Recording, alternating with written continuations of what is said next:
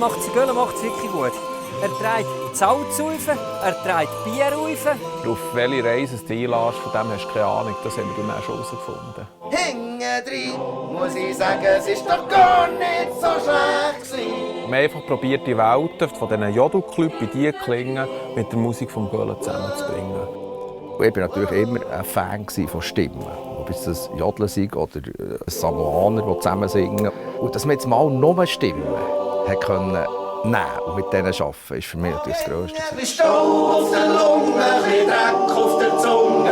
Pickeln tut schon lange nicht mehr weh. Das ganze Projekt haben wir sicher alle ein bisschen unterschätzt. Wir haben sehr viele Spuren, man muss alles ganz fein zueinander anpassen. Und es sind ganz feine Nuancen, ob ein Lied klingt oder nicht.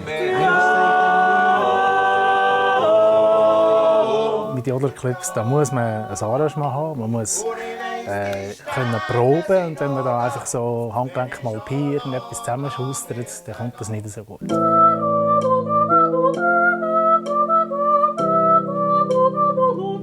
Ich war extrem überrascht, dass vor allem die Dirigenten dem so offen gegenübertreten sind. Man hat das Gefühl, eigentlich wäre doch das etwas Cooles, etwas Neues. Wir tun ja auf der CD jodeln, wie man jodelt.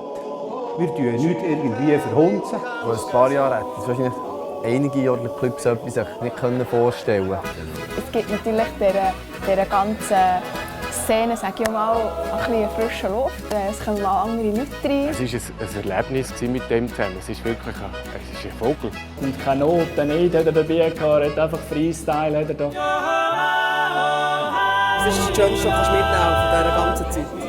Dass ich überglücklich bin, dass ich die Scheissidee hatte, eine Jodelplatte zu machen. Ja. Weil es hat so viel gebracht, das kann man nicht beschreiben. Du hast ein Lachen, wenn ich es noch nie gesehen habe. Wo du bist, dort gibt es keine Tränen mehr. Es gibt nichts, wo ich nicht mehr für dich. Du bist gut für mich. Seit ich dich gesehen